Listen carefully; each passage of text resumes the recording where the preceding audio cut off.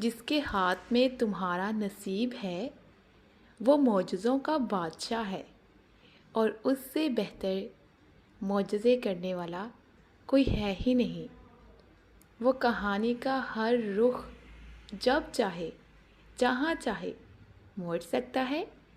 वो नसीब का हर लफ्ज़ बदल सकता है और ज़िंदगी का हर पहलू तुम्हारी चाहत के मुताबिक बना सकता है। तुम उसकी मान जाओ तो वो तुम्हारी मान जाएगा। कभी कभार तुम्हारी चाहत का तुम्हारे नसीब से बस एक दुआ का फ़ासला होता है और फिर वो जो एक दुआ होती है ना, वो आगाज़ से अंजाम तक सब कुछ बदल के रख देती है।